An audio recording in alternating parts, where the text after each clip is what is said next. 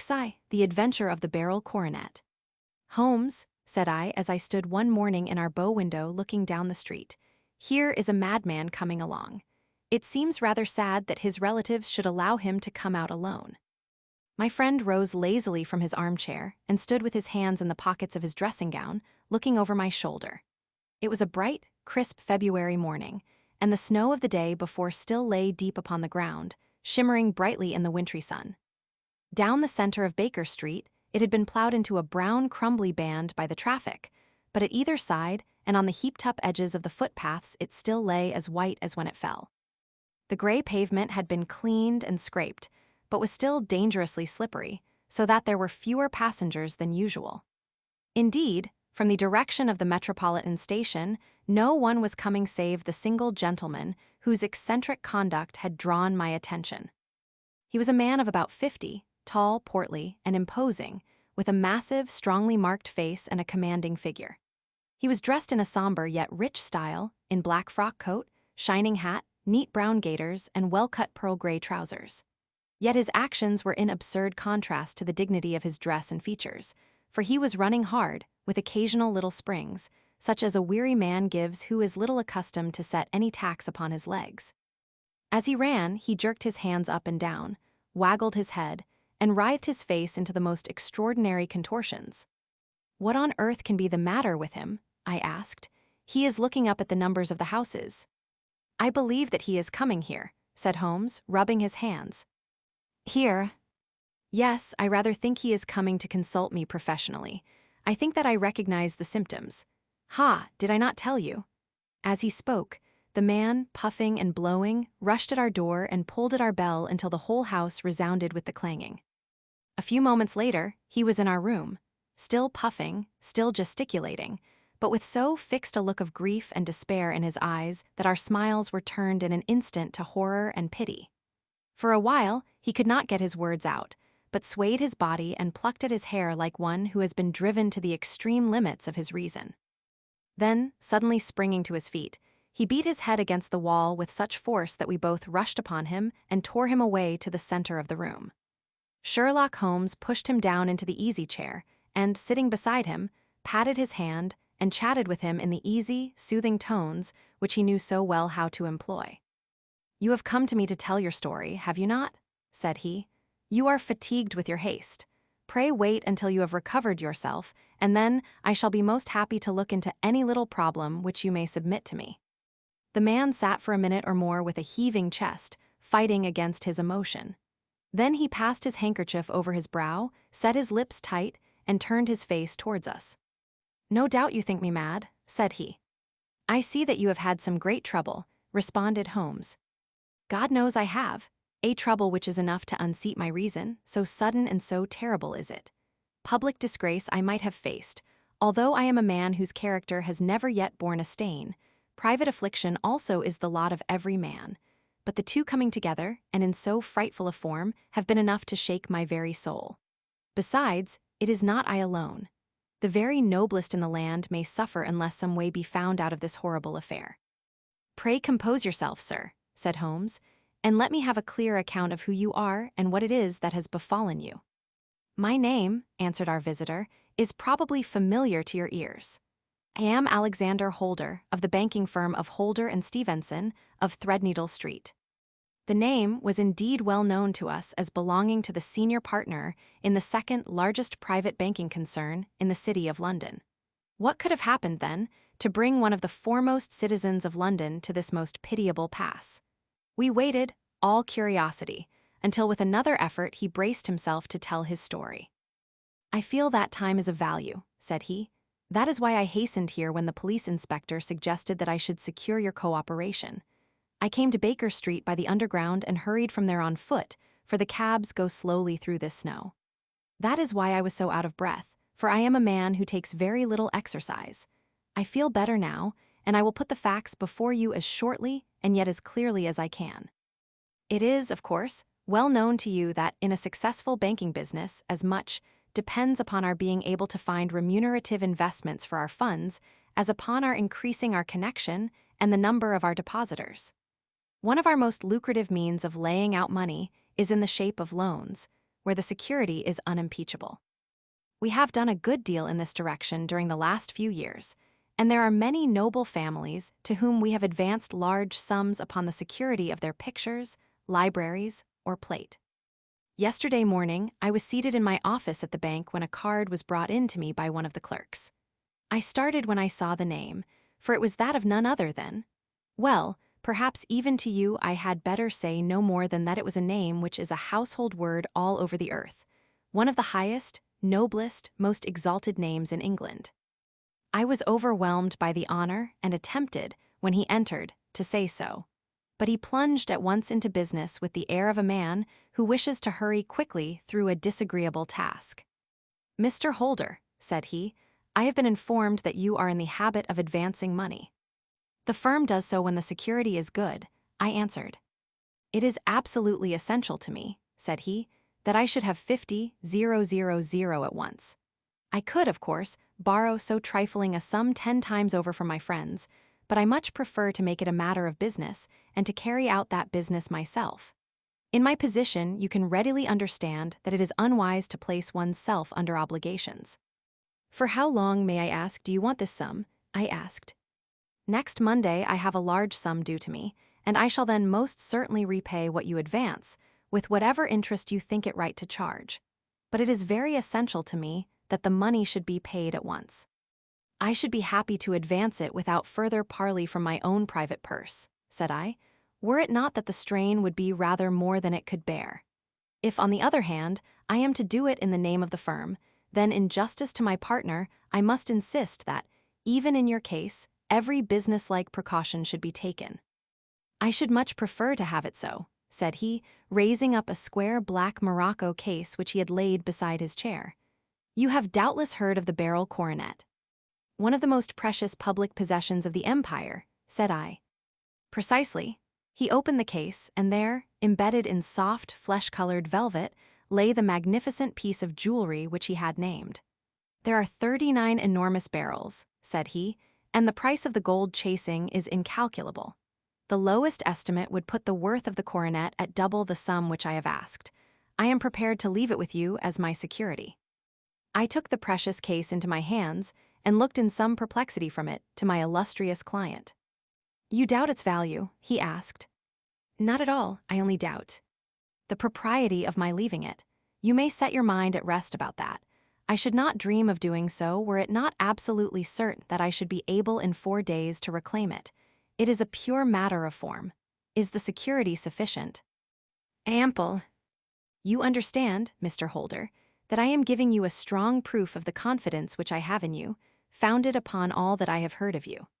I rely upon you not only to be discreet and to refrain from all gossip upon the matter, but above all, to preserve this coronet with every possible precaution, because I need not say that a great public scandal would be caused if any harm were to befall it. Any injury to it would be almost as serious as its complete loss, for there are no beryls in the world to match these, and it would be impossible to replace them. I leave it with you, however, with every confidence, and I shall call for it in person on Monday morning." Seeing that my client was anxious to leave, I said no more, but calling for my cashier, I ordered him to pay over 50 £1,000 notes.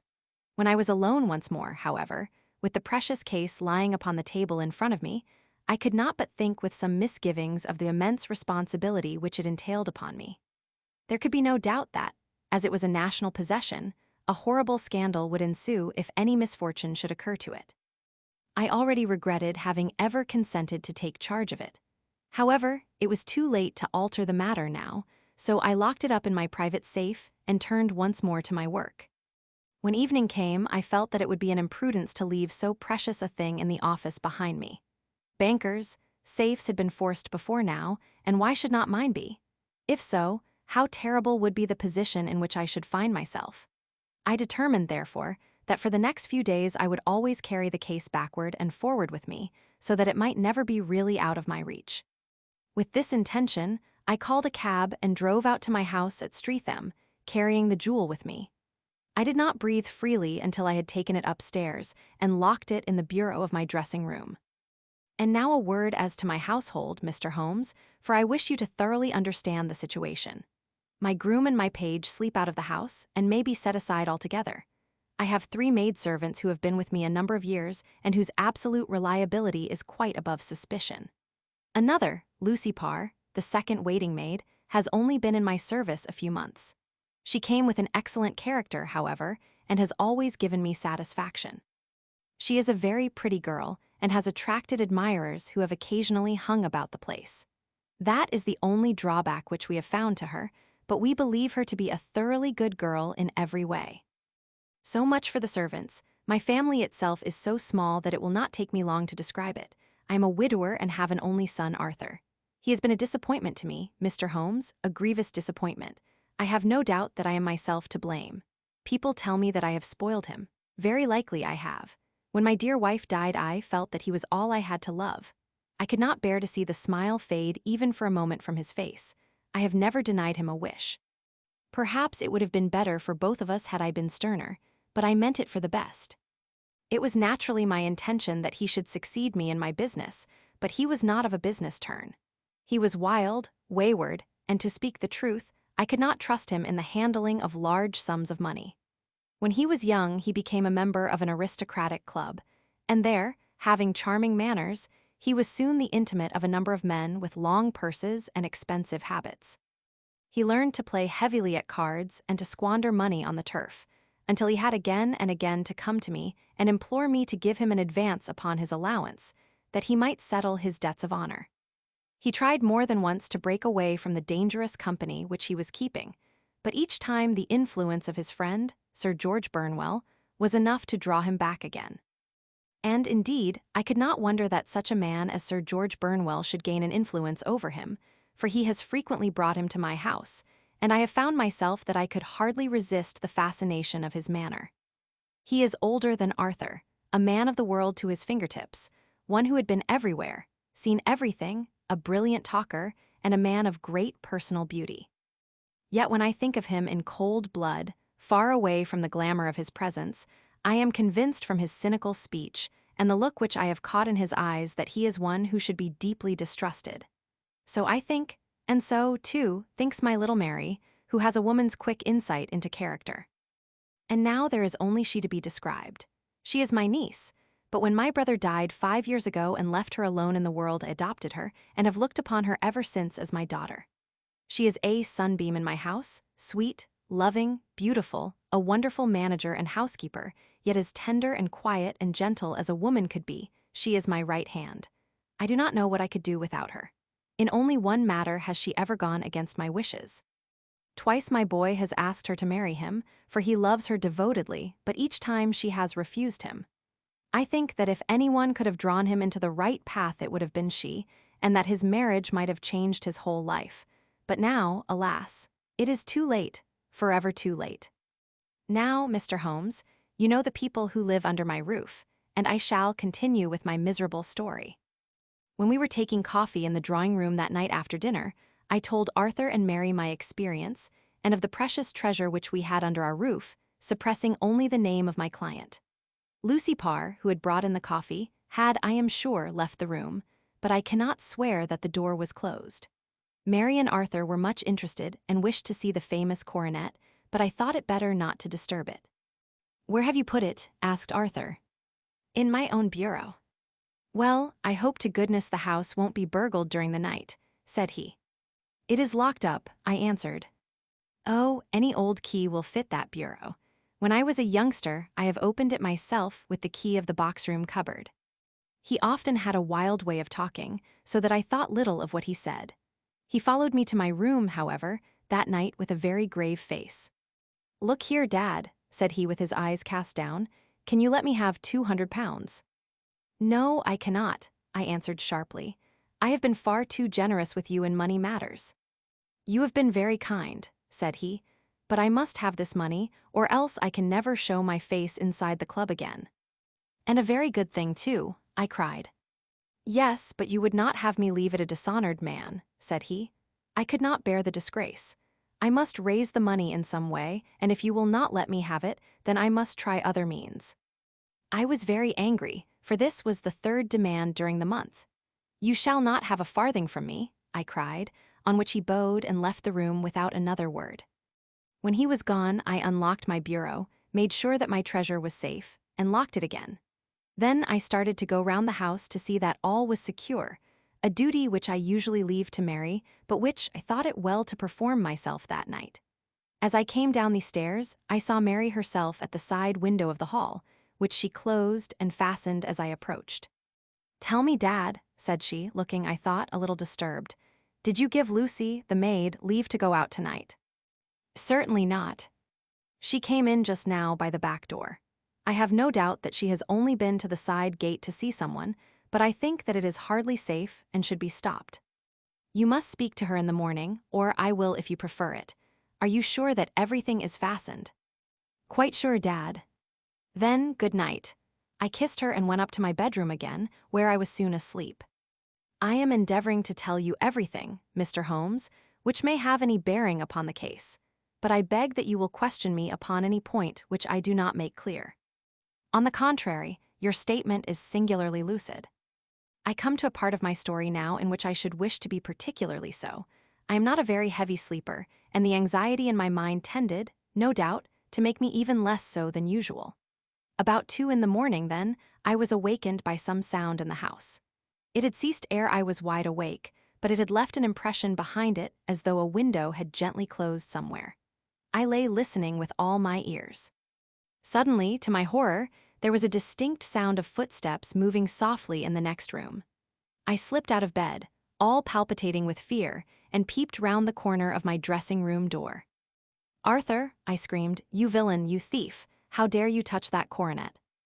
The gas was half up as I had left it, and my unhappy boy, dressed only in his shirt and trousers, was standing beside the light, holding the coronet in his hands.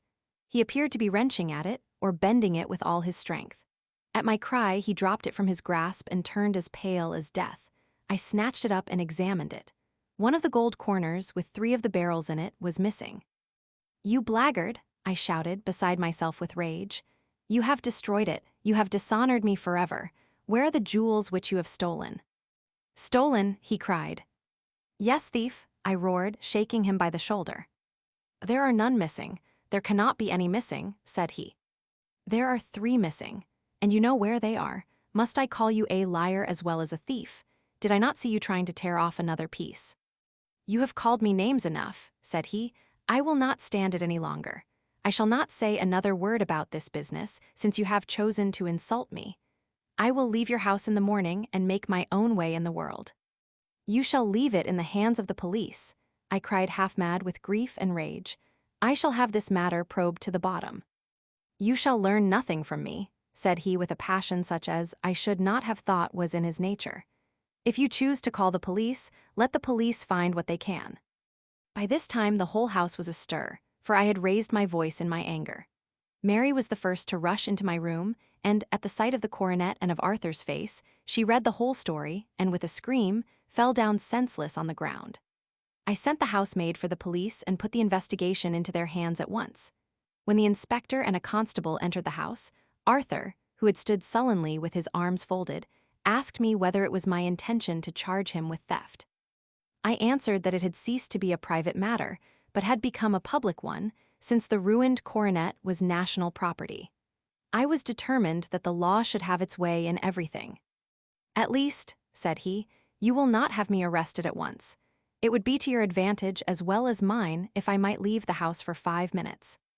That you may get away, or perhaps that you may conceal what you have stolen," said I, and then, realizing the dreadful position in which I was placed, I implored him to remember that not only my honor, but that of one who was far greater than I was at stake, and that he threatened to raise a scandal which would convulse the nation. He might avert it all if he would but tell me what he had done with the 3 missing stones.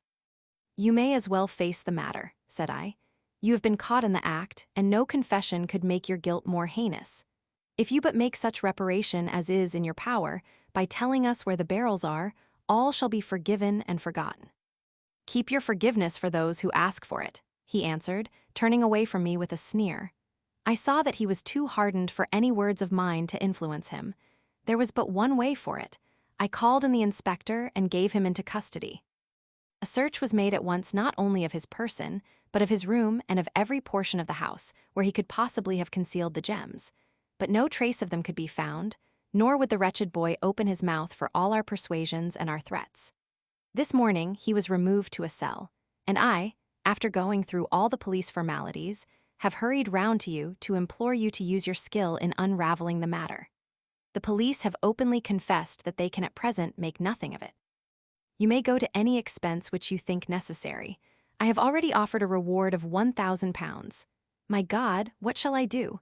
I have lost my honor, my gems, and my son in one night. Oh, what shall I do? He put a hand on either side of his head and rocked himself to and fro, droning to himself like a child whose grief has got beyond words. Sherlock Holmes sat silent for some few minutes, with his brows knitted and his eyes fixed upon the fire. "Do you receive much company?" he asked. "None save my partner with his family and an occasional friend of Arthur's. Sir George Burnwell has been several times lately. No one else, I think. Do you go out much in society?" "Arthur does. Mary and I stay at home. We neither of us care for it." "That is unusual in a young girl." "She is of a quiet nature. Besides, she is not so very young. She is 24. This matter, from what you say, seems to have been a shock to her also." "Terrible. She is even more affected than I." "You have neither of you any doubt as to your son's guilt?" "How can we have when I saw him with my own eyes, with the coronet in his hands?" "I hardly consider that a conclusive proof. Was the remainder of the coronet at all injured?" "Yes, it was twisted." "Do you not think, then, that he might have been trying to straighten it?" "God bless you, you are doing what you can for him and for me, but it is too heavy a task. What was he doing there at all? If his purpose were innocent, why did he not say so?" "Precisely. And if it were guilty, why did he not invent a lie? His silence appears to me to cut both ways. There are several singular points about the case. What did the police think of the noise which awoke you from your sleep?" "They considered that it might be caused by Arthur's closing his bedroom door." "A likely story, as if a man bent on felony would slam his door so as to wake a household. What did they say, then, of the disappearance of these gems?" "They are still sounding the planking and probing the furniture in the hope of finding them." "Have they thought of looking outside the house?" "Yes, they have shown extraordinary energy. The whole garden has already been minutely examined." "Now, my dear sir," said Holmes, "is it not obvious to you now that this matter really strikes very much deeper than either you or the police were at first inclined to think? It appeared to you to be a simple case. To me, it seems exceedingly complex. Consider what is involved by your theory. You suppose that your son came down from his bed, went, at great risk, to your dressing room, opened your bureau, took out your coronet, broke off by main force a small portion of it, went off to some other place, concealed 3 gems out of the 39, with such skill that nobody can find them, and then returned with the other 36 into the room in which he exposed himself to the greatest danger of being discovered. I ask you now, is such a theory tenable?" "But what other is there?" cried the banker with a gesture of despair. "If his motives were innocent, why does he not explain them?" "It is our task to find that out," replied Holmes. "So now, if you please, Mr. Holder, we will set off for Streatham together, and devote an hour to glancing a little more closely into details." My friend insisted upon my accompanying them in their expedition, which I was eager enough to do, for my curiosity and sympathy were deeply stirred by the story to which we had listened. I confess that the guilt of the banker's son appeared to me to be as obvious as it did to his unhappy father.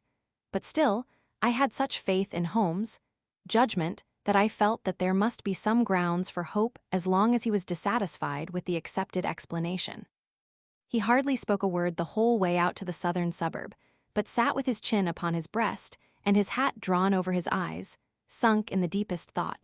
Our client appeared to have taken fresh heart at the little glimpse of hope which had been presented to him, and he even broke into a desultory chat with me over his business affairs.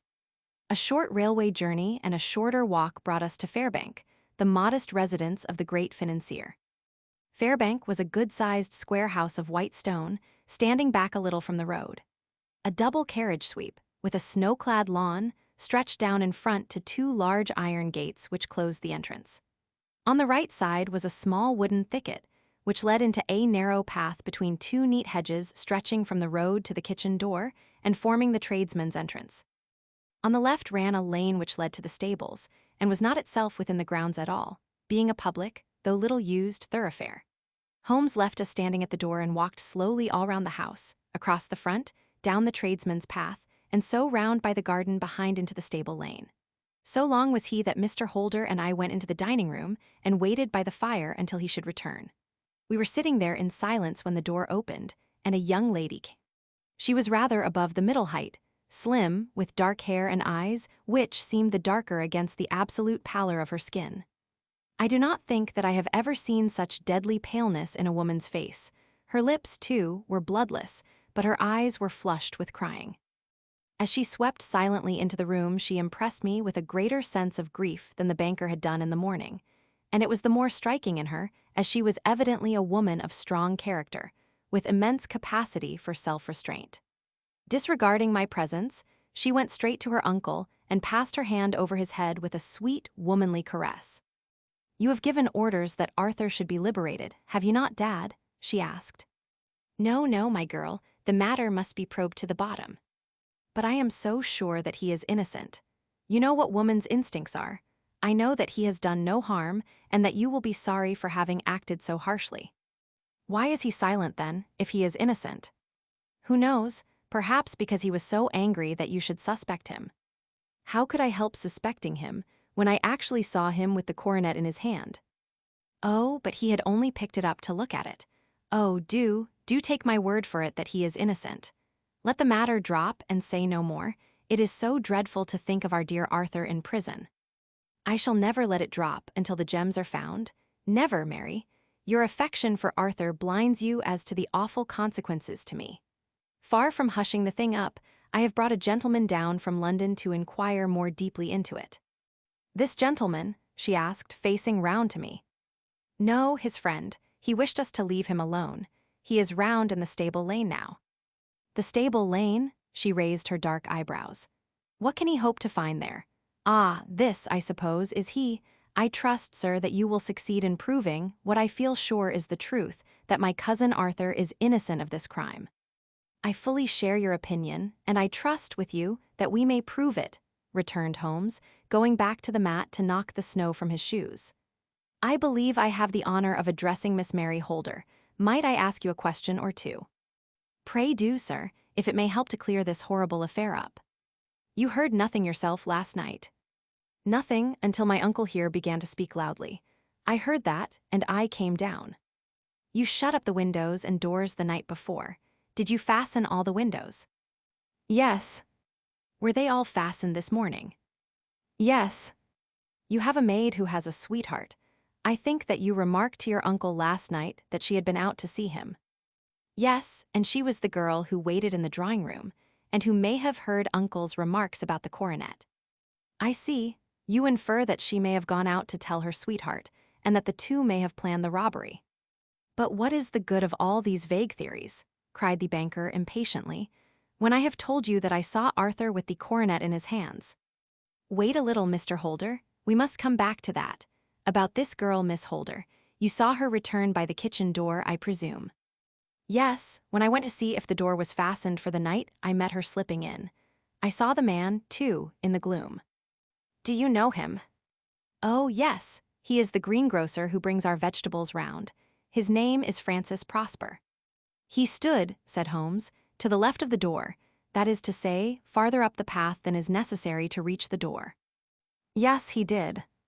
"And he is a man with a wooden leg." Something like fear sprang up in the young lady's expressive black eyes. "Why, you are like a magician," said she. "How do you know that?" She smiled, but there was no answering smile in Holmes' thin, eager face. "I should be very glad now to go upstairs," said he. "I shall probably wish to go over the outside of the house again. Perhaps I had better take a look at the lower windows before I go up." He walked swiftly round from one to the other, pausing only at the large one which looked from the hall onto the stable lane. This he opened and made a very careful examination of the sill with his powerful magnifying lens. "Now we shall go upstairs," said he at last. The banker's dressing room was a plainly furnished little chamber, with a gray carpet, a large bureau, and a long mirror. Holmes went to the bureau first and looked hard at the lock. "Which key was used to open it?" he asked. "That which my son himself indicated, that of the cupboard of the lumber room." "Have you it here?" "That is it on the dressing table." Sherlock Holmes took it up and opened the bureau. "It is a noiseless lock," said he. "It is no wonder that it did not wake you. This case, I presume, contains the coronet. We must have a look at it." He opened the case, and taking out the diadem, he laid it upon the table. It was a magnificent specimen of the jeweler's art, and the 36 stones were the finest that I have ever seen. At one side of the coronet was a cracked edge, where a corner holding 3 gems had been torn away. "Now, Mr. Holder," said Holmes, "here is the corner which corresponds to that which has been so unfortunately lost. Might I beg that you will break it off?" The banker recoiled in horror. "I should not dream of trying," said he. "Then I will." Holmes suddenly bent his strength upon it, but without result. "I feel it give a little," said he, "but though I am exceptionally strong in the fingers, it would take me all my time to break it. An ordinary man could not do it. Now, what do you think would happen if I did break it, Mr. Holder? There would be a noise like a pistol shot. Do you tell me that all this happened within a few yards of your bed, and that you heard nothing of it?" "I do not know what to think. It is all dark to me. But perhaps it may grow lighter as we go. What do you think, Miss Holder?" I confess that I still share my uncle's perplexity. "Your son had no shoes or slippers on when you saw him." "He had nothing on save only his trousers and shirt." "Thank you. We have certainly been favored with extraordinary luck during this inquiry, and it will be entirely our own fault if we do not succeed in clearing the matter up. With your permission, Mr. Holder, I shall now continue my investigations outside." He went alone, at his own request, for he explained that any unnecessary footmarks might make his task more difficult. For an hour or more he was at work, returning at last with his feet heavy with snow and his features as inscrutable as ever. "I think that I have seen now all that there is to see, Mr. Holder," said he. "I can serve you best by returning to my rooms." "But the gems, Mr. Holmes, where are they?" "I cannot tell." The banker wrung his hands. "I shall never see them again," he cried, "and my son, you give me hopes." "My opinion is in no way altered." "Then, for God's sake, what was this dark business which was acted in my house last night? If you can call upon me at my Baker Street rooms tomorrow morning between 9 and 10, I shall be happy to do what I can to make it clearer.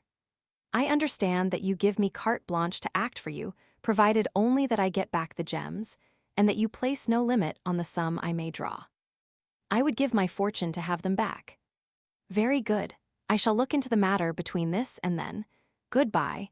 It is just possible that I may have to come over here again before evening." It was obvious to me that my companion's mind was now made up about the case, although what his conclusions were was more than I could even dimly imagine.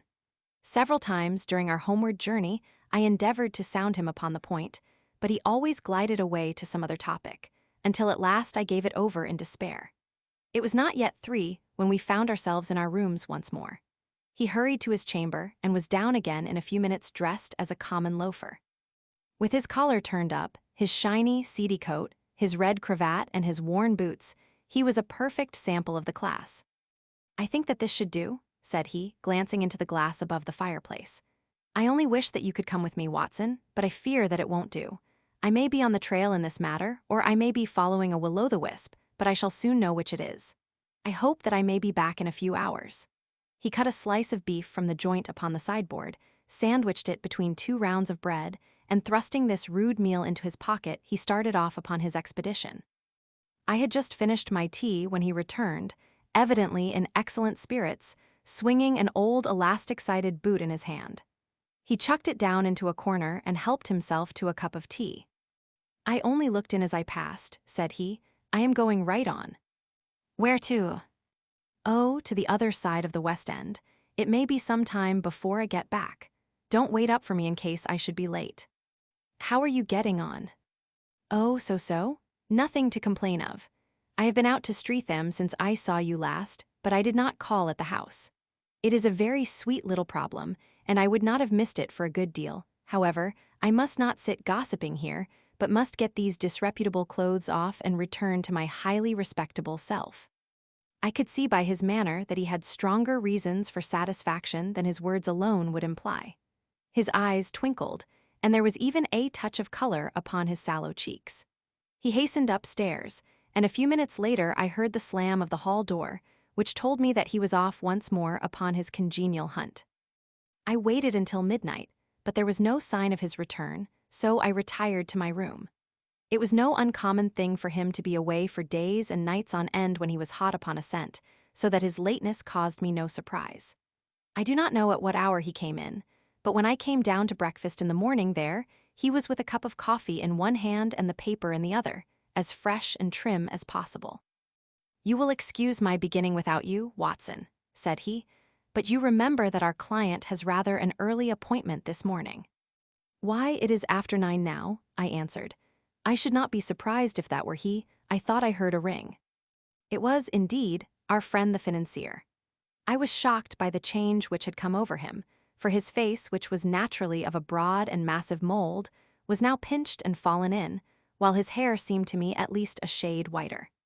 He entered with a weariness and lethargy which was even more painful than his violence of the morning before, and he dropped heavily into the armchair which I pushed forward for him.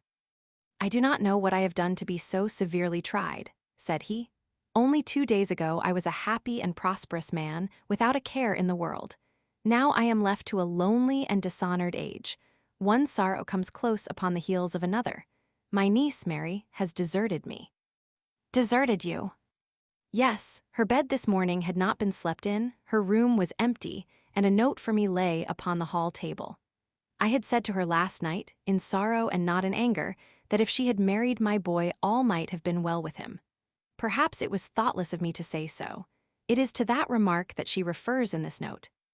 And why, dearest uncle, I feel that I have brought trouble upon you, and that if I had acted differently this terrible misfortune might never have occurred. I cannot, with this thought in my mind, ever again be happy under your roof, and I feel that I must leave you forever. Do not worry about my future, for that is provided for, and above all, do not search for me, for it will be fruitless labor and an ill service to me. In life or in death, I am ever your loving Mary." What could she mean by that note, Mr. Holmes? Do you think it points to suicide? No, no, nothing of the kind. It is perhaps the best possible solution. I trust, Mr. Holder, that you are nearing the end of your troubles. Ha, you say so. You have heard something, Mr. Holmes. You have learned something. Where are the gems? You would not think £1,000 apiece an excessive sum for them. I would pay 10. That would be unnecessary. 3,000 will cover the matter, and there is a little reward, I fancy. Have you your checkbook? Here is a pen. Better make it out for £4,000. With a dazed face, the banker made out the required check. Holmes walked over to his desk, took out a little triangular piece of gold with 3 gems in it, and threw it down upon the table. With a shriek of joy, our client clutched it up. "You have it," he gasped. "I am saved, I am saved."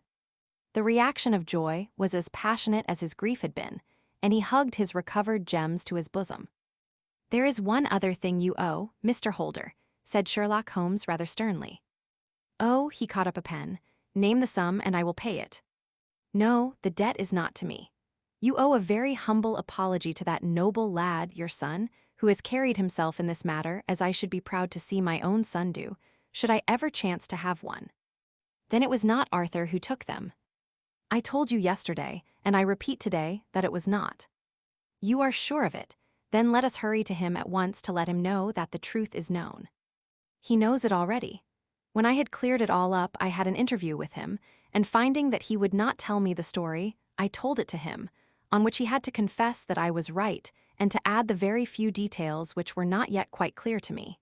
Your news of this morning, however, may open his lips.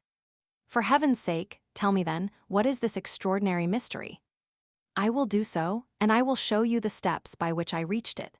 And let me say to you, first, that which it is hardest for me to say and for you to hear. There has been an understanding between Sir George Burnwell and your niece Mary. They have now fled together." "My Mary, impossible." "It is unfortunately more than possible. It is certain. Neither you nor your son knew the true character of this man when you admitted him into your family circle.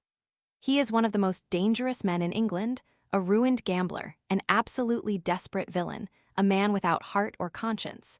Your niece knew nothing of such men.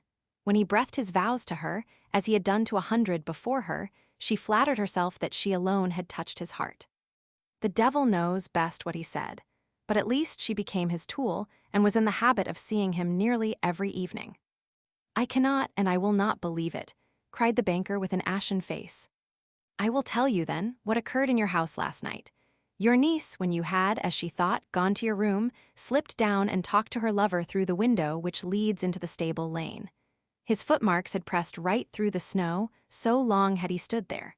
She told him of the coronet. His wicked lust for gold kindled at the news, and he bent her to his will. I have no doubt that she loved you, but there are women in whom the love of a lover extinguishes all other loves, and I think that she must have been one. She had hardly listened to his instructions when she saw you coming downstairs, on which she closed the window rapidly and told you about one of the servants' escapade with her wooden-legged lover, which was all perfectly true. Your boy, Arthur, went to bed after his interview with you, but he slept badly on account of his uneasiness about his club debts. In the middle of the night he heard a soft tread pass his door, so he rose and, looking out, was surprised to see his cousin walking very stealthily along the passage until she disappeared into your dressing room. Petrified with astonishment, the lad slipped on some clothes and waited there in the dark to see what would come of this strange affair. Presently she emerged from the room again, and in the light of the passage lamp your son saw that she carried the precious coronet in her hands. She passed down the stairs, and he, thrilling with horror, ran along and slipped behind the curtain near your door, whence he could see what passed in the hall beneath. He saw her stealthily open the window, hand out the coronet to someone in the gloom, and then closing it once more hurry back to her room, passing quite close to where he stood hid behind the curtain. As long as she was on the scene he could not take any action without a horrible exposure of the woman whom he loved. But the instant that she was gone he realized how crushing a misfortune this would be for you, and how all-important it was to set it right. He rushed down, just as he was, in his bare feet, opened the window, sprang out into the snow, and ran down the lane, where he could see a dark figure in the moonlight. Sir George Burnwell tried to get away, but Arthur caught him, and there was a struggle between them, your lad tugging at one side of the coronet and his opponent at the other. In the scuffle, your son struck Sir George and cut him over the eye. Then something suddenly snapped, and your son, finding that he had the coronet in his hands, rushed back, closed the window, ascended to your room, and had just observed that the coronet had been twisted in the struggle and was endeavoring to straighten it when you appeared upon the scene. Is it possible? Gasped the banker. You then roused his anger by calling him names at a moment when he felt that he had deserved your warmest thanks. He could not explain the true state of affairs without betraying one who certainly deserved little enough consideration at his hands. He took the more chivalrous view, however, and preserved her secret. And that was why she shrieked and fainted when she saw the coronet, cried Mr. Holder. Oh, my God, what a blind fool I have been, and his asking to be allowed to go out for 5 minutes. The dear fellow wanted to see if the missing piece were at the scene of the struggle. How cruelly I have misjudged him. When I arrived at the house, continued Holmes, I at once went very carefully round it to observe if there were any traces in the snow which might help me. I knew that none had fallen since the evening before, and also that there had been a strong frost to preserve impressions. I passed along the tradesman's path, but found it all trampled down and indistinguishable. Just beyond it, however, at the far side of the kitchen door, a woman had stood and talked with a man, whose round impressions on one side showed that he had a wooden leg. Could even tell that they had been disturbed, for the woman had run back swiftly to the door, as was shown by the deep toe and light heel marks, while wooden leg had waited a little, and then had gone away. I thought at the time that this might be the maid and her sweetheart, of whom you had already spoken to me, and inquiry showed it was so. Passed round the garden without seeing anything more than random tracks, which I took to be the police. But when I got into the stable lane, a very long and complex story was written in the snow in front of me. There was a double line of tracks of a booted man, and a second double line which I saw with delight belonged to a man with naked feet. I was at once convinced from what you had told me that the latter was your son. The first had walked both ways, but the other had run swiftly, and as his tread was marked in places over the depression of the boot, it was obvious that he had passed after the other. I followed them up and found they led to the hall window, where Boots had worn all the snow away while waiting. Then I walked to the other end, which was 100 yards or more down the lane. I saw where Boots had faced round, where the snow was cut up as though there had been a struggle, and finally, where a few drops of blood had fallen to show me that I was not mistaken. Boots had then run down the lane, and another little smudge of blood showed that it was he who had been hurt. When he came to the high road at the other end, I found that the pavement had been cleared, so there was an end to that clue. On entering the house, however, I examined, as you remember, the sill and framework of the hall window with my lens, and I could at once see that someone had passed out. I could distinguish the outline of an instep where the wet foot had been placed in coming in. I was then beginning to be able to form an opinion as to what had occurred. A man had waited outside the window, someone had brought the gems, the deed had been overseen by your son, he had pursued the thief, had struggled with him, they had each tugged at the coronet, their united strength causing injuries which neither alone could have effected. He had returned with the prize, but had left a fragment in the grasp of his opponent. So far I was clear. The question now was, who was the man, and who was it brought him the coronet? It is an old maxim of mine that when you have excluded the impossible, whatever remains, however improbable, must be the truth. Now, I knew that it was not you who had brought it down, so there only remained your niece and the maids.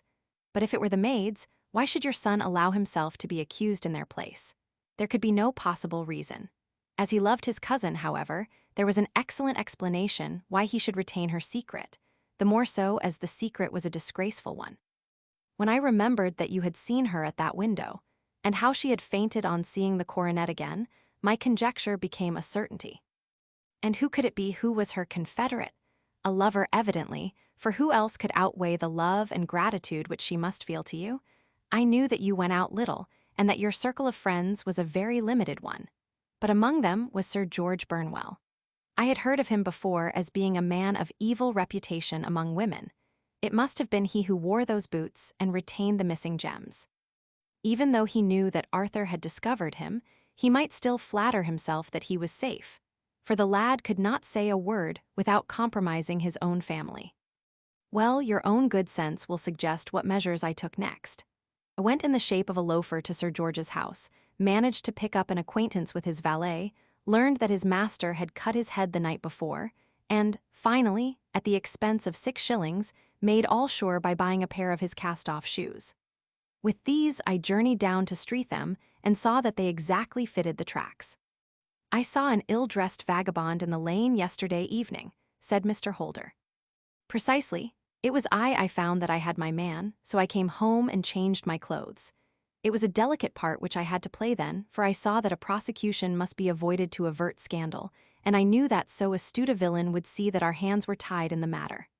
I went and saw him. At first, of course, he denied everything, but when I gave him every particular that had occurred, he tried to bluster and took down a life-preserver from the wall. I knew my man, however, and I clapped a pistol to his head before he could strike. Then he became a little more reasonable. I told him that we would give him a price for the stones he held, £1,000 apiece. That brought out the first signs of grief that he had shown. "Why, dash it all," said he, "I've let them go at 600 for the 3. I soon managed to get the address of the receiver who had them, on promising him that there would be no prosecution. Off I set to him, and after much chaffering, I got our stones at £1,000 apiece. Then I looked in upon your son, told him that all was right, and eventually got to my bed about 2 o'clock, after what I may call a really hard day's work. A day which has saved England from a great public scandal," said the banker, rising. "Sir, I cannot find words to thank you, but you shall not find me ungrateful for what you have done. Your skill has indeed exceeded all that I have heard of it, and now I must fly to my dear boy to apologize to him for the wrong which I have done him. As to what you tell me of poor Mary, it goes to my very heart. Not even your skill can inform me where she is now." "I think that we may safely say," returned Holmes, "that she is wherever Sir George Burnwell is. It is equally certain, too, that whatever her sins are, they will soon receive a more than sufficient punishment." XII. The Adventure of the Copper Beeches. "To the man who loves art for its own sake," remarked Sherlock Holmes, tossing aside the advertisement sheet of the Daily Telegraph. "It is frequently in its least important and lowliest manifestations that the keenest pleasure is to be derived. It is pleasant to me to observe, Watson, that you have so far grasped this truth that in these little records of our cases, which you have been good enough to draw up, and, I am bound to say, occasionally to embellish, you have given prominence not so much to the many causes célèbres and sensational trials in which I have figured, but rather to those incidents which may have been trivial in themselves, but which have given room for those faculties of deduction and of logical synthesis which I have made my special province. And yet, said I, smiling, I cannot quite hold myself absolved from the charge of sensationalism which has been urged against my records. You have erred, perhaps, he observed, taking up a glowing cinder with the tongs and lighting with it the long cherrywood pipe which was wont to replace his clay when he was in a disputatious, rather than a meditative mood. You have erred, perhaps, in attempting to put color and life into each of your statements, instead of confining yourself to the task of placing upon record that severe reasoning from cause to effect which is really the only notable feature about the thing. It seems to me that I have done you full justice in the matter, I remarked with some coldness, for I was repelled by the egotism which had more than once observed to be a strong factor in my friend's singular character.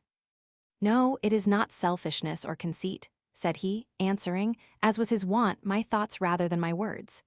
If I claim full justice for my art, it is because it is an impersonal thing, a thing beyond myself. Crime is common. Logic is rare. Therefore it is upon the logic rather than upon the crime that you should dwell. You have degraded what should have been a course of lectures into a series of tales. It was a cold morning of the early spring, and we sat after breakfast on either side of a cheery fire in the old room at Baker Street. A thick fog rolled down between the lines of dun-colored houses, and the opposing windows loomed like dark, shapeless blurs through the heavy yellow wreaths. Our gas was lit and shone on the white cloth and glimmer of china and metal, for the table had not been cleared yet. Sherlock Holmes had been silent all the morning, dipping continuously into the advertisement columns of a succession of papers until at last, having apparently given up his search, he had emerged in no very sweet temper to lecture me upon my literary shortcomings. At the same time, he remarked after a pause, during which he had sat puffing at his long pipe and gazing down into the fire, you can hardly be open to a charge of sensationalism, for out of these cases which you have been so kind as to interest yourself in, a fair proportion do not treat of crime in its legal sense at all.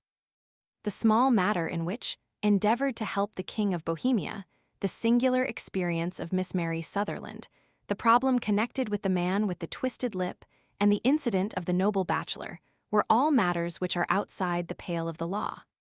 But in avoiding the sensational, I fear that you may have bordered on the trivial.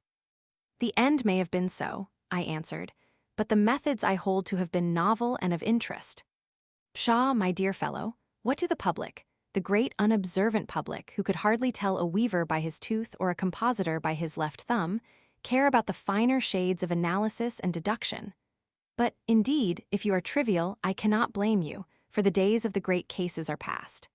Man, or at least criminal man, has lost all enterprise and originality. As to my own little practice, it seems to be degenerating into an agency for recovering lost lead pencils and giving advice to young ladies from boarding schools. I think that I have touched bottom at last, however. This note I had this morning marks my 0 point, I fancy. Read it. He tossed a crumpled letter across to me. It was dated from Montague Place upon the preceding evening, and ran thus: Dear Mr. Holmes, I am very anxious to consult you as to whether I should or should not accept a situation which has been offered to me as governess. I shall call at 10:30 tomorrow if I do not inconvenience you. Yours faithfully, Violet Hunter. Do you know the young lady? I asked. Not I. It is 10:30 now. Yes, and I have no doubt that is her ring. It may turn out to be of more interest than you think. You remember that the affair of the blue carbuncle, which appeared to be a mere whim at first, developed into a serious investigation. It may be so in this case also. Well, let us hope so. But our doubts will very soon be solved, for here, unless I am much mistaken, is the person in question. As he spoke, the door opened, and a young lady entered the room. She was plainly but neatly dressed, with a bright, quick face, freckled like a plover's egg, and with the brisk manner of a woman who has had her own way to make in the world. "You will excuse my troubling you, I am sure," said she, as my companion rose to greet her. "But I have had a very strange experience, and as I have no parents or relations of any sort from whom I could ask advice, I thought that perhaps you would be kind enough to tell me what I should do." "Pray take a seat, Miss Hunter. I shall be happy to do anything that I can to serve you." I could see that Holmes was favorably impressed by the manner and speech of his new client. He looked her over in his searching fashion, and then composed himself, with his lids drooping and his fingertips together, to listen to her story. "I have been a governess for 5 years," said she, "in the family of Colonel Spence Munro, but 2 months ago the colonel received an appointment at Halifax, in Nova Scotia, and took his children over to America with him, so that I found myself without a situation. Advertised, and I answered advertisements, but without success. At last the little money which I had saved began to run short, and I was at my wits' end as to what I should do. There is a well-known agency for governesses in the West End called Westaway S., and there I used to call about once a week in order to see whether anything had turned up which might suit me. Westaway was the name of the founder of the business, but it is really managed by Miss Stoper. She sits in her own little office, and the ladies who are seeking employment wait in an anteroom, and are then shown in one by one, when she consults her ledgers and sees whether she has anything which would suit them. Well, when I called last week I was shown into the little office as usual, but I found that Miss Stoper was not alone. A prodigiously stout man with a very smiling face and a great heavy chin, which rolled down in fold upon fold over his throat, sat at her elbow with a pair of glasses on his nose, looking very earnestly at the ladies who entered. As I came in, he gave quite a jump in his chair and turned quickly to Miss Stoper. "That will do," said he. "I could not ask for anything better. Capital, capital." He seemed quite enthusiastic and rubbed his hands together in the most genial fashion. He was such a comfortable-looking man that it was quite a pleasure to look at him. "You are looking for a situation, miss?" he asked. "Yes, sir." "As governess?" "Yes, sir." "And what salary do you ask?" "I had £4 a month in my last place with Colonel Spence Munro." "Oh, tut, tut, sweating, rank sweating," he cried, throwing his fat hands out into the air like a man who is in a boiling passion.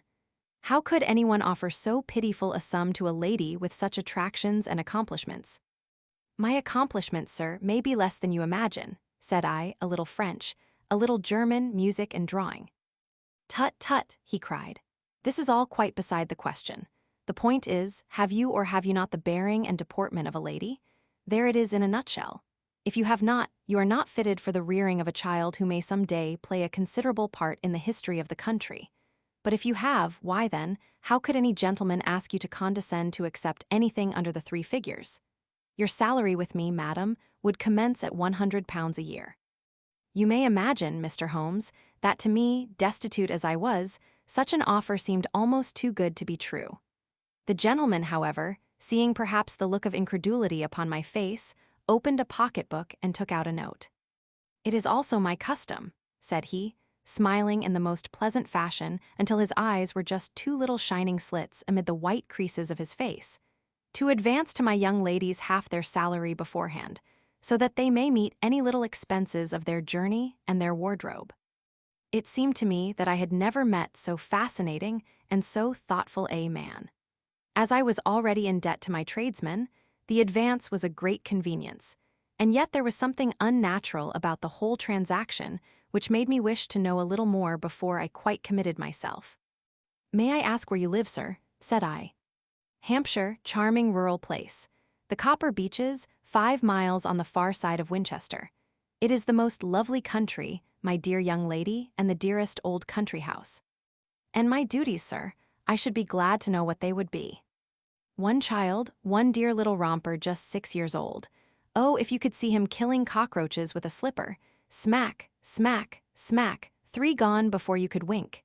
He leaned back in his chair and laughed his eyes into his head again. I was a little startled at the nature of the child's amusement, but the father's laughter made me think that perhaps he was joking. "My sole duties, then," I asked, "are to take charge of a single child." "No, no, not the soul, not the soul, my dear young lady," he cried. "Your duty would be, as I am sure your good sense would suggest, to obey any little commands my wife might give, provided always that they were such commands as a lady might with propriety obey. You see no difficulty, ha? I should be happy to make myself useful. Quite so. In dress now, for example. We are fatty people, you know, fatty but kind-hearted. If you were asked to wear any dress which we might give you, you would not object to our little whim. Heth. No, said I, considerably astonished at his words.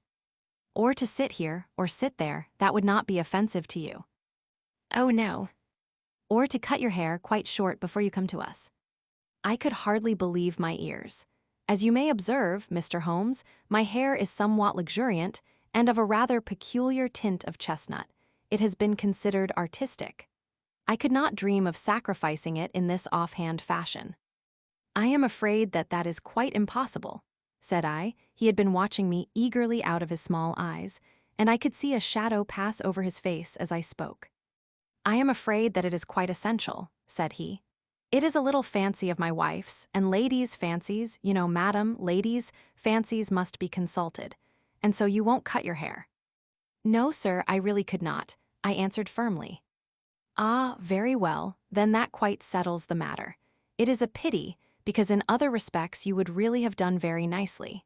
In that case, Miss Stoper, I had best inspect a few more of your young ladies. The manageress had sat all this while busy with her papers without a word to either of us.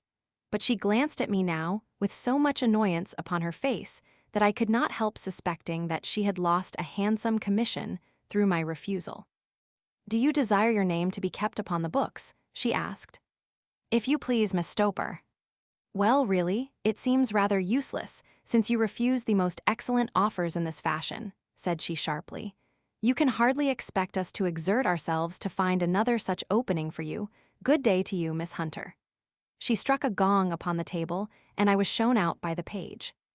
Well, Mr. Holmes, when I got back to my lodgings and found little enough in the cupboard, and 2 or 3 bills upon the table, I began to ask myself whether I had not done a very foolish thing. After all, if these people had strange fads and expected obedience on the most extraordinary matters, they were at least ready to pay for their eccentricity. Very few governesses in England are getting £100 a year. Besides, what use was my hair to me? Many people are improved by wearing it short, and perhaps I should be among the number. Next day, I was inclined to think that I had made a mistake, and by the day after I was sure of it.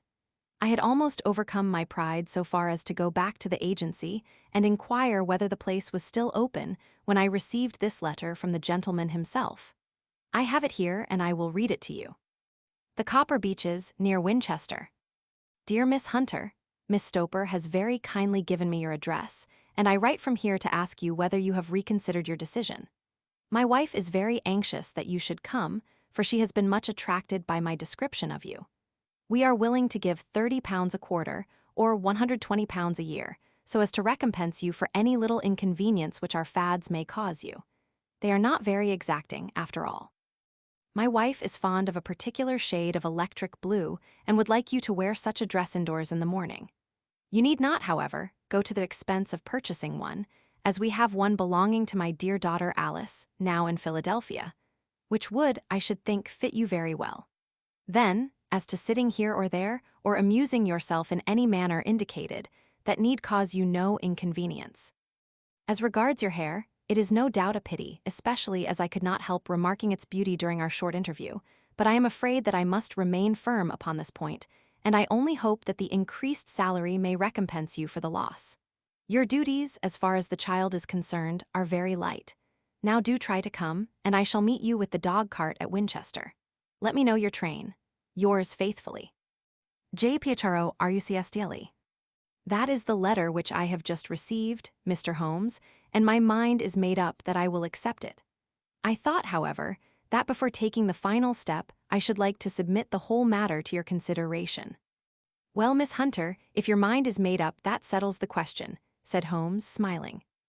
But you would not advise me to refuse.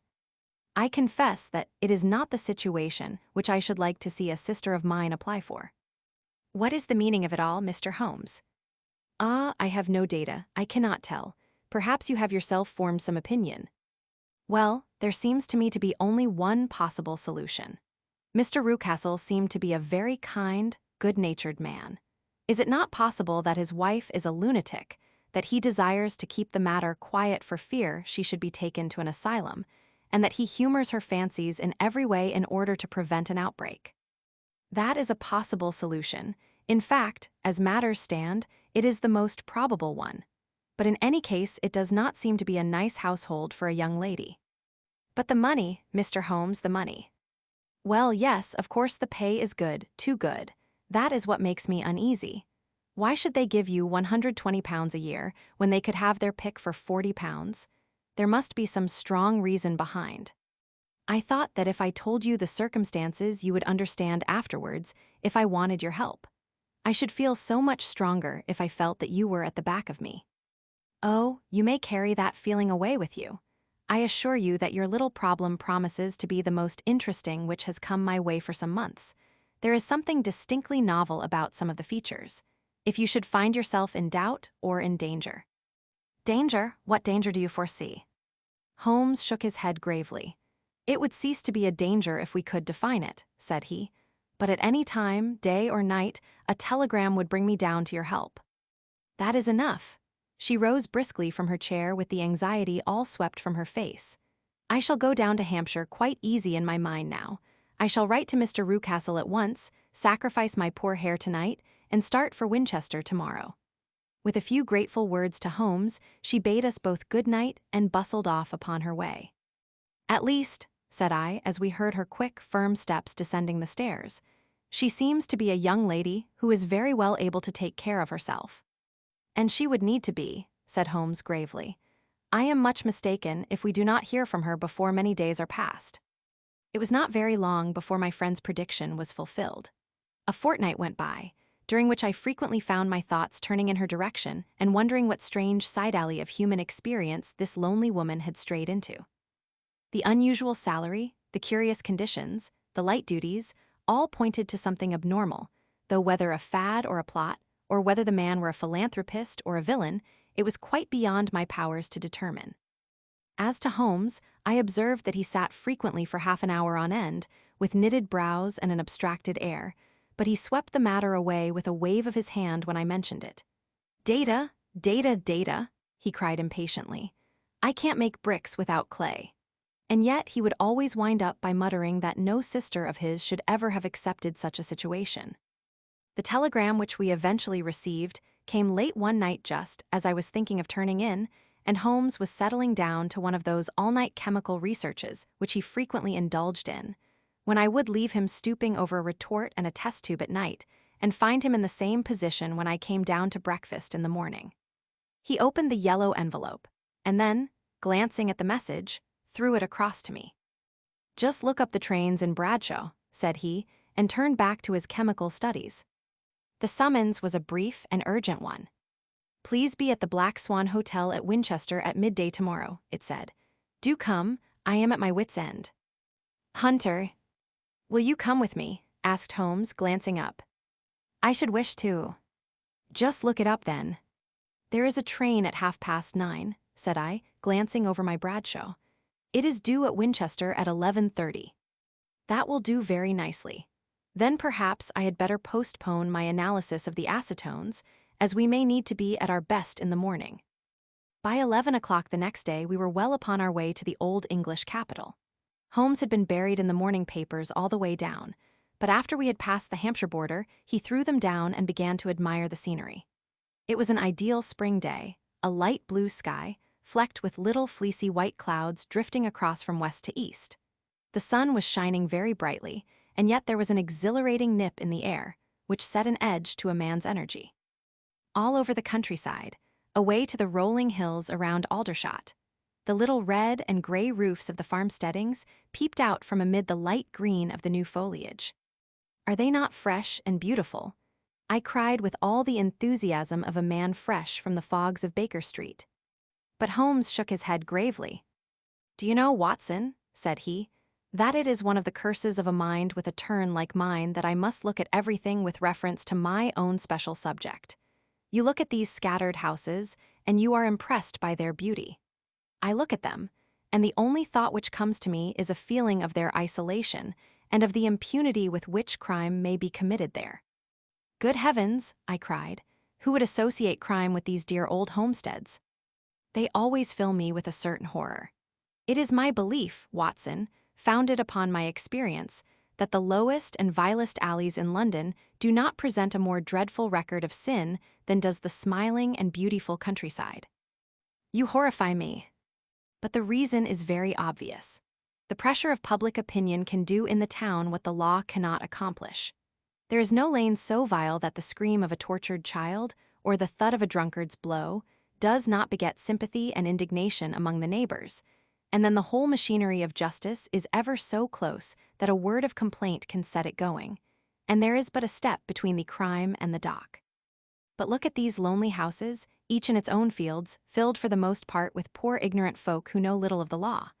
Think of the deeds of hellish cruelty, the hidden wickedness which may go on, year in, year out, in such places, and none the wiser. Had this lady who appeals to us for help gone to live in Winchester, I should never have had a fear for her. It is the 5 miles of country which makes the danger. Still, it is clear that she is not personally threatened. No, if she can come to Winchester to meet us, she can get away. Quite so, she has her freedom. What can be the matter, then? Can you suggest no explanation? I have devised 7 separate explanations, each of which would cover the facts as far as we know them. But which of these is correct can only be determined by the fresh information which we shall no doubt find waiting for us. Well, there is the tower of the cathedral, and we shall soon learn all that Miss Hunter has to tell. The Black Swan is an inn of repute in the High Street, at no distance from the station, and there we found the young lady waiting for us. She had engaged a sitting room, and our lunch awaited us upon the table. "I am so delighted that you have come," she said earnestly. "It is so very kind of you both, but indeed I do not know what I should do. Your advice will be altogether invaluable to me. Pray tell us what has happened to you." "I will do so, and I must be quick, for I have promised Mr. Rucastle to be back before 3. I got his leave to come into town this morning, though he little knew for what purpose. Let us have everything in its due order." Holmes thrust his long, thin legs out towards the fire and composed himself to listen. "In the first place, I may say that I have met, on the whole, with no actual ill-treatment from Mr. and Mrs. Rucastle. It is only fair to them to say that, but I cannot understand them, and I am not easy in my mind about them." "What can you not understand?" "Their reasons for their conduct, but you shall have it all just as it occurred. When I came down, Mr. Rucastle met me here and drove me in his dog-cart to the Copper Beeches. It is, as he said, beautifully situated, but it is not beautiful in itself, for it is a large square block of a house, whitewashed, but all stained and streaked with damp and bad weather. There are grounds round it, woods on 3 sides, and on the 4th a field which slopes down to the Southampton High Road, which curves past about 100 yards from the front door. This ground in front belongs to the house, but the woods all round are part of Lord Southerton's preserves. A clump of copper beeches immediately in front of the hall door has given its name to the place. I was driven over by my employer, who was as amiable as ever, and was introduced by him that evening to his wife and the child. There was no truth, Mr. Holmes, in the conjecture which seemed to us to be probable in your rooms at Baker Street. Mrs. Rucastle is not mad.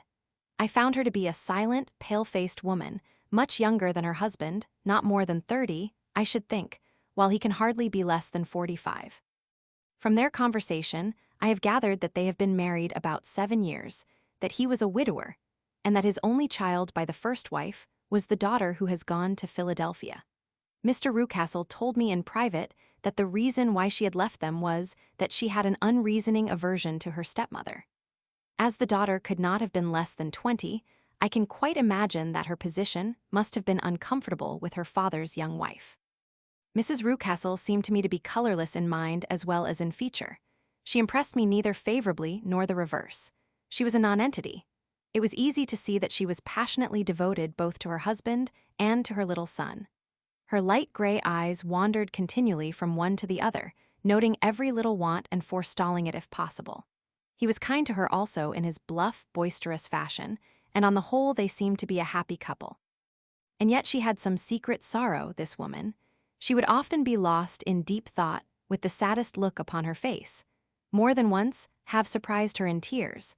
I have thought sometimes that it was the disposition of her child which weighed upon her mind, for I have never met so utterly spoiled and so ill-natured a little creature.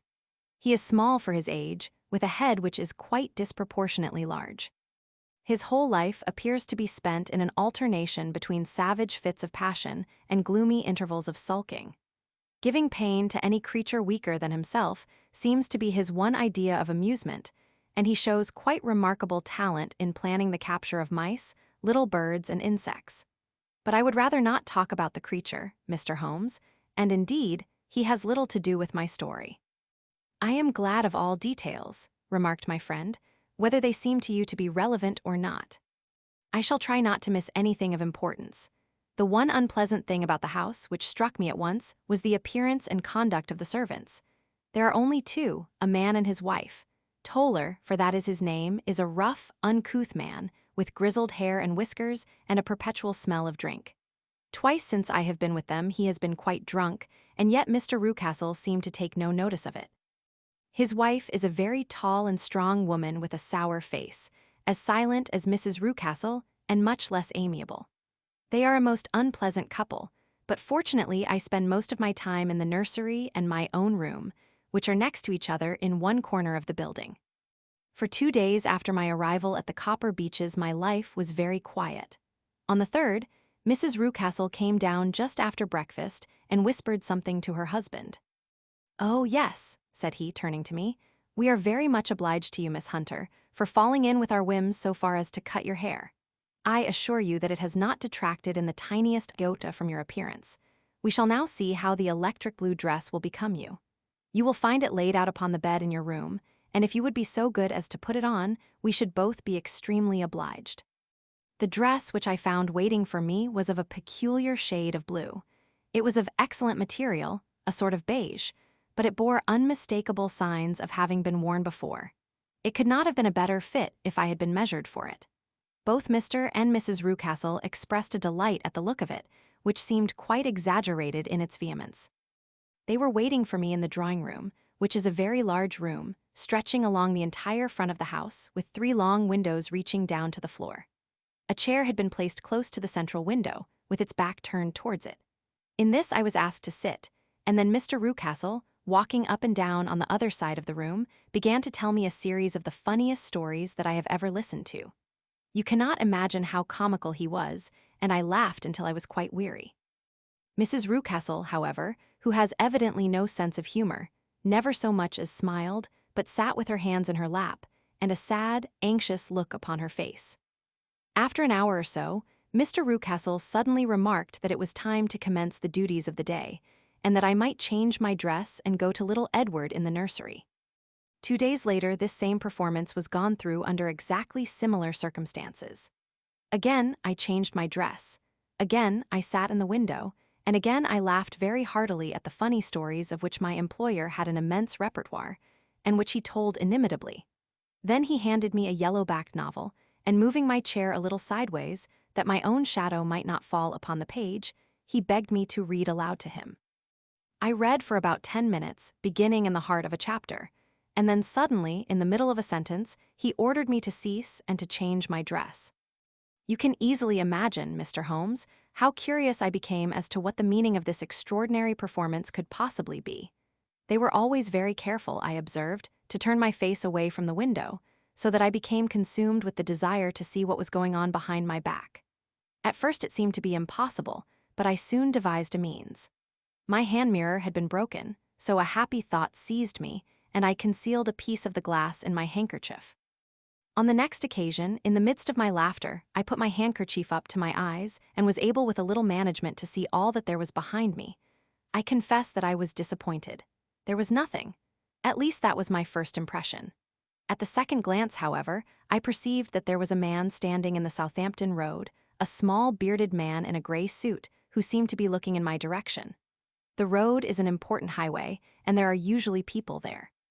This man, however, was leaning against the railings which bordered our field and was looking earnestly up. I lowered my handkerchief and glanced at Mrs. Rucastle to find her eyes fixed upon me with a most searching gaze. She said nothing, but I am convinced that she had divined that I had a mirror in my hand and had seen what was behind me. She rose at once. "Jeffro," said she, "there is an impertinent fellow upon the road there who stares up at Miss Hunter." "No friend of yours, Miss Hunter?" he asked. "No, I know no one in these parts." "Dear me, how very impertinent.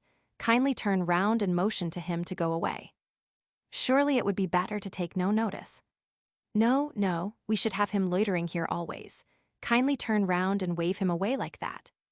I did as I was told, and at the same instant Mrs. Rucastle drew down the blind. That was a week ago, and from that time I have not sat again in the window, nor have I worn the blue dress, nor seen the man in the road. "Pray continue," said Holmes. "Your narrative promises to be a most interesting one." "You will find it rather disconnected, I fear, and there may prove to be little relation between the different incidents of which I speak. On the very first day that I was at the Copper Beeches, Mr. Rucastle took me to a small outhouse which stands near the kitchen door. As we approached it, I heard the sharp rattling of a chain, and the sound as of a large animal moving about. "Look in here," said Mr. Rucastle, showing me a slit between two planks. "Is he not a beauty?" I looked through and was conscious of two glowing eyes, and of a vague figure huddled up in the darkness. "Don't be frightened," said my employer, laughing at the start which I had given. "It's only Carlo, my mastiff. I call him mine, but really old Toller, my groom, is the only man who can do anything with him. We feed him once a day, and not too much then, so that he is always as keen as mustard. Toller lets him loose every night, and God help the trespasser whom he lays his fangs upon. For goodness' sake, don't you ever on any pretext set your foot over the threshold at night, for it's as much as your life is worth." The warning was no idle one, for 2 nights later I happened to look out of my bedroom window about 2 o'clock in the morning. It was a beautiful moonlight night, and the lawn in front of the house was silvered over and almost as bright as day. I was standing, wrapped in the peaceful beauty of the scene, when I was aware that something was moving under the shadow of the Copper Beeches. As it emerged into the moonshine, I saw what it was. It was a giant dog, as large as a calf tawny tinted, with hanging jowl, black muzzle, and huge projecting bones. It walked slowly across the lawn and vanished into the shadow upon the other side. That dreadful sentinel sent a chill to my heart, which I do not think that any burglar could have done. And now I have a very strange experience to tell you. I had, as you know, cut off my hair in London, and I had placed it in a great coil at the bottom of my trunk. One evening, after the child was in bed, I began to amuse myself by examining the furniture of my room and by rearranging my own little things. There was an old chest of drawers in the room, the 2 upper ones empty and open, the lower one locked. I had filled the first 2 with my linen, and as I had still much to pack away, I was naturally annoyed at not having the use of the 3rd drawer. It struck me that it might have been fastened by a mere oversight, so took out my bunch of keys and tried to open it. The very first key fitted to perfection, and I drew the drawer open. There was only one thing in it, but I am sure that you would never guess what it was. It was my coil of hair. I took it up and examined it. It was of the same peculiar tint and the same thickness. But then the impossibility of the thing obtruded itself upon me.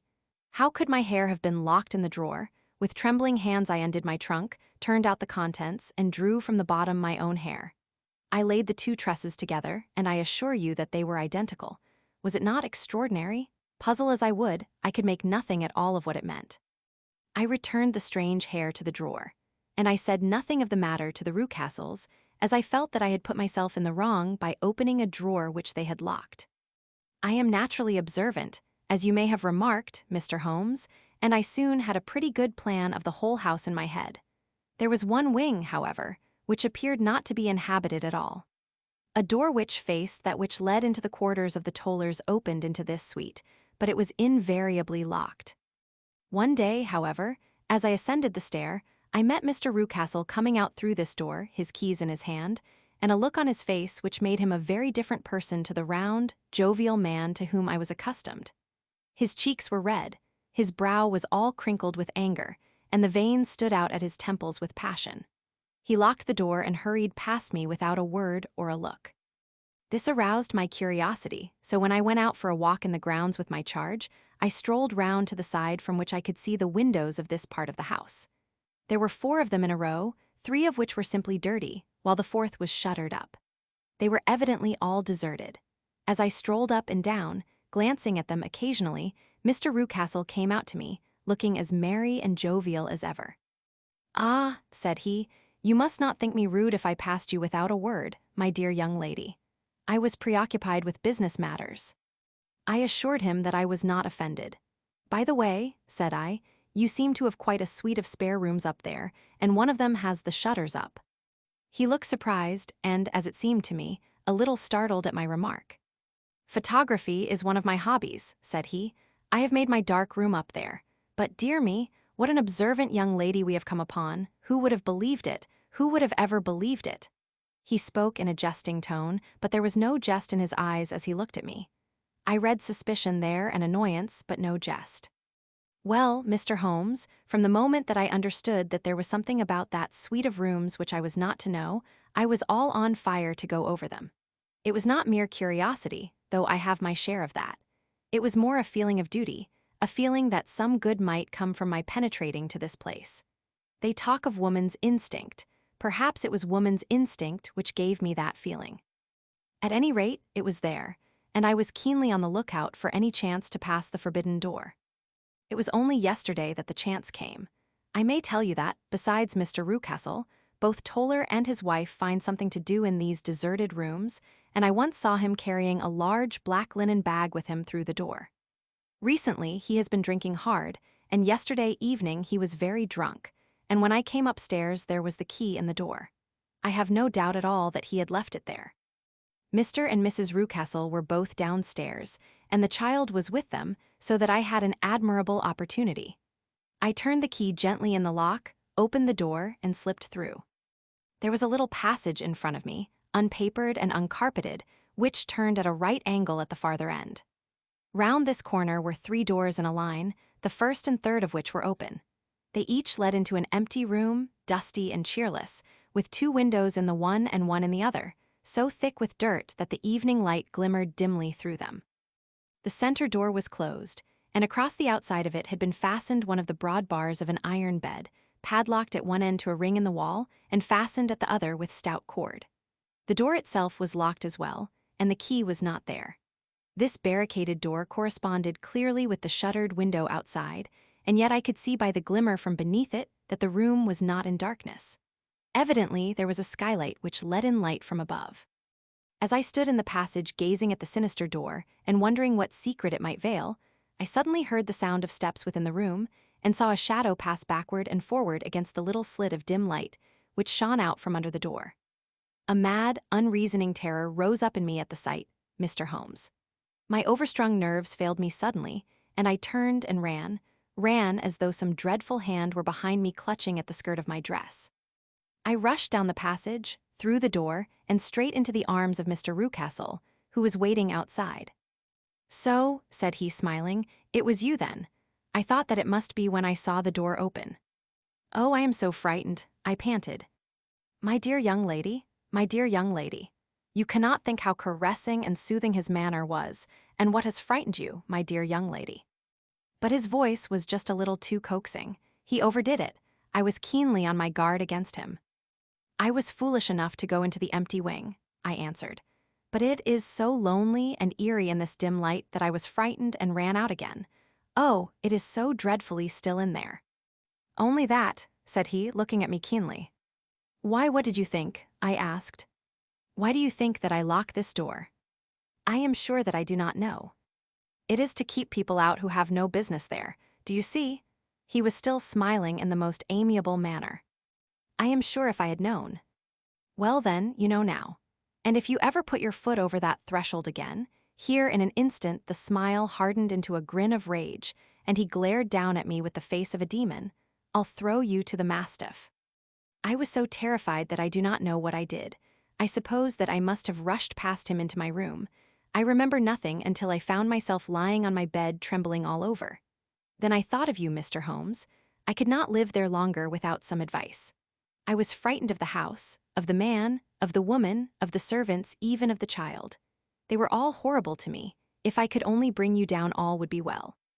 Of course, I might have fled from the house, but my curiosity was almost as strong as my fears. My mind was soon made up. I would send you a wire. I put on my hat and cloak, went down to the office, which is about half a mile from the house, and then returned, feeling very much easier. A horrible doubt came into my mind as I approached the door lest the dog might be loose. But I remembered that Toller had drunk himself into a state of insensibility that evening, and I knew that he was the only one in the household who had any influence with the savage creature, or who would venture to set him free. I slipped in safety and lay awake half the night in my joy at the thought of seeing you. I had no difficulty in getting leave to come into Winchester this morning, but I must be back before 3 o'clock, for Mr. and Mrs. Rucastle are going on a visit, and will be away all the evening, so that I must look after the child. Now I have told you all my adventures, Mr. Holmes, and I should be very glad if you could tell me what it all means, and above all, what I should do. Holmes and I had listened spellbound to this extraordinary story. My friend rose now and paced up and down the room, his hands in his pockets, and an expression of the most profound gravity upon his face. "Is Toller still drunk?" he asked. "Yes, I heard his wife tell Mrs. Rucastle that she could do nothing with him." "That is well, and the Rucastles go out tonight." "Yes." "Is there a cellar with a good strong lock?" "Yes, the wine cellar." "You seem to me to have acted all through this matter like a very brave and sensible girl, Miss Hunter. Do you think that you could perform one more feat? I should not ask it of you if I did not think you a quite exceptional woman." "I will try. What is it?" "We shall be at the Copper Beeches by 7 o'clock, my friend and I. The Rucastles will be gone by that time, and Toller will, we hope, be incapable. There only remains Mrs. Toller, who might give the alarm. If you could send her into the cellar on some errand and then turn the key upon her, you would facilitate matters immensely." "I will do it." "Excellent. We shall then look thoroughly into the affair. Of course, there is only one feasible explanation. You have been brought there to personate someone, and the real person is imprisoned in this chamber. That is obvious. As to who this prisoner is, I have no doubt that it is the daughter, Miss Alice Rucastle, if I remember right, who is said to have gone to America. You were chosen, doubtless, as resembling her in height, figure, and the color of your hair. Hers had been cut off, very possibly in some illness through which she has passed, and so, of course, yours had to be sacrificed also. By a curious chance you came upon her tresses. The man in the road was undoubtedly some friend of hers, possibly her fiancé, and no doubt, as you wore the girl's dress and were so like her, he was convinced from your laughter, whenever he saw you, and afterwards from your gesture, that Miss Rucastle was perfectly happy, and that she no longer desired his attentions. The dog is let loose at night to prevent him from endeavoring to communicate with her. So much is fairly clear. The most serious point in the case is the disposition of the child." "What on earth has that to do with it?" I ejaculated. "My dear Watson, you as a medical man are continually gaining light as to the tendencies of a child by the study of the parents. Don't you see that the converse is equally valid? I have frequently gained my first real insight into the character of parents by studying their children. This child's disposition is abnormally cruel, merely for cruelty's sake, and whether he derives this from his smiling father, as I should suspect, or from his mother, it bodes evil for the poor girl who is in their power." "I am sure that you are right, Mr. Holmes," cried our client. "A thousand things come back to me which make me certain that you have hit it. Oh, let us lose not an instant in bringing help to this poor creature. We must be circumspect, for we are dealing with a very cunning man. We can do nothing until 7 o'clock. At that hour we shall be with you, and it will not be long before we solve the mystery." We were as good as our word, for it was just 7 when we reached the Copper Beeches, having put up our trap at a wayside public house. The group of trees, with their dark leaves shining like burnished metal in the light of the setting sun, were sufficient to mark the house even had Miss Hunter not been standing smiling on the doorstep. "Have you managed it?" asked Holmes. A loud thudding noise came from somewhere downstairs. "That is Mrs. Toller in the cellar," said she. "Her husband lies snoring on the kitchen rug. Here are his keys, which are the duplicates of Mr. Rucastle's." "You have done well indeed," cried Holmes with enthusiasm. "Now lead the way, and we shall soon see the end of this black business." We passed up the stair, unlocked the door, followed on down a passage, and found ourselves in front of the barricade which Miss Hunter had described. Holmes cut the cord and removed the transverse bar. Then he tried the various keys in the lock, but without success. No sound came from within, and at the silence Holmes' face clouded over. "I trust that we are not too late," said he. "I think, Miss Hunter, that we had better go in without you. Now, Watson, put your shoulder to it, and we shall see whether we cannot make our way in." It was an old rickety door and gave at once before our united strength. Together we rushed into the room. It was empty.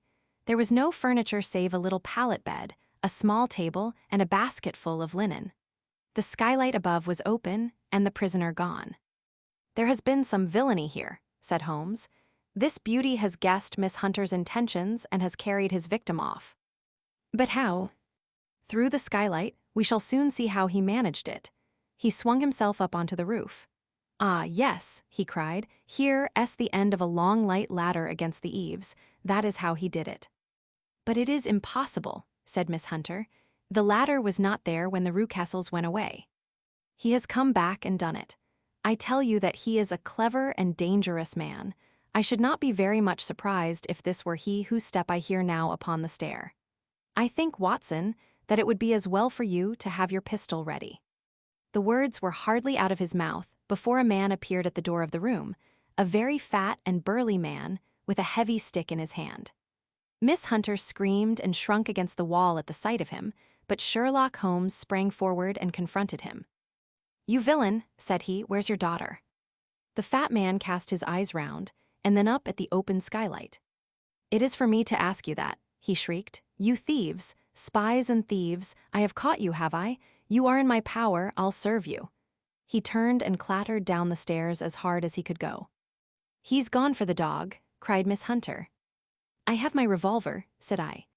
"Better close the front door," cried Holmes, and we all rushed down the stairs together. We had hardly reached the hall when we heard the baying of a hound, and then a scream of agony, with a horrible worrying sound which it was dreadful to listen to. An elderly man with a red face and shaking limbs came staggering out at a side door. "My God," he cried. "Someone has loosed the dog. It's not been fed for 2 days. Quick, quick, or it'll be too late." Holmes and I rushed out and round the angle of the house, with Toller hurrying behind us. There was the huge famished brute, its black muzzle buried in Rucastle's throat, while he writhed and screamed upon the ground. Running up, I blew its brains out, and it fell over with its keen white teeth still meeting in the great creases of his neck. With much labor we separated them and carried him, living but horribly mangled, into the house. We laid him upon the drawing-room sofa, and having dispatched the sobered Toller to bear the news to his wife, I did what I could to relieve his pain. We were all assembled round him when the door opened, and a tall, gaunt woman entered the room. "Mrs. Toller," cried Miss Hunter. "Yes, miss. Mr. Rucastle let me out when he came back before he went up to you." "Ah, miss, it is a pity you didn't let me know what you were planning, for I would have told you that your pains were wasted." "Ha," said Holmes, looking keenly at her. "It is clear that Mrs. Toller knows more about this matter than anyone else." "Yes, sir, I do, and I am ready enough to tell what I know." "Then, pray, sit down, and let us hear it, for there are several points on which I must confess that I am still in the dark." "I will soon make it clear to you," said she, "and I'd have done so before now if I could ha got out from the cellar. If there's police court business over this, you'll remember that I was the one that stood your friend, and that I was Miss Alice's friend too. She was never happy at home, Miss Alice wasn't, from the time that her father married again. She was slighted like and had no say in anything, but it never really became bad for her until after she met Mr. Fowler at a friend's house. As well as I could learn, Miss Alice had rights of her own by will, but she was so quiet and patient, that she never said a word about them but just left everything in Mr. Rucastle's hands. He knew he was safe with her, but when there was a chance of a husband coming forward who would ask for all that the law would give him, then her father thought it time to put a stop on it. He wanted her to sign a paper so that whether she married or not, he could use her money. When she wouldn't do it, he kept on worrying her until she got brain fever, and for 6 weeks was at death's door. Then she got better at last, all worn to a shadow, and with her beautiful hair cut off. But that didn't make no change in her young man, and he stuck to her as true as man could be. "Ah," said Holmes, "I think that what you have been good enough to tell us makes the matter fairly clear, and that I can deduce all that remains. Mr. Rucastle, then, I presume, took to this system of imprisonment. Yes, sir. And brought Miss Hunter down from London in order to get rid of the disagreeable persistence of Mr. Fowler. That was it, sir. But Mr. Fowler, being a persevering man, as a good seaman should be, blockaded the house, and having met you succeeded by certain arguments, metallic or otherwise, in convincing you that your interests were the same as his. Mr. Fowler was a very kind-spoken, free-handed gentleman, said Mrs. Toller serenely. And in this way, he managed that your good man should have no want of drink, and that a ladder should be ready at the moment when your master had gone out. You have it, sir, just as it happened. I am sure we owe you an apology, Mrs. Toller, said Holmes, for you have certainly cleared up everything which puzzled us. And here comes the country surgeon and Mrs. Rucastle, so I think, Watson, that we had best escort Miss Hunter back to Winchester, as it seems to me that our locus standi now is rather a questionable one. And thus was solved the mystery of the sinister house with the copper beeches in front of the door. Mr. Rucastle survived, but was always a broken man, kept alive solely through the care of his devoted wife. They still live with their old servants, who probably know so much of Rucastle's past life that he finds it difficult to part from them. Mr. Fowler and Miss Rucastle were married, by special license, in Southampton the day after their flight, and he is now the holder of a government appointment in the island of Mauritius. As to Miss Violet Hunter, my friend Holmes, rather to my disappointment, manifested no further interest in her when once she had ceased to be the center of one of his problems, and she is now the head of a private school at Walsall, where I believe that she has met with considerable success.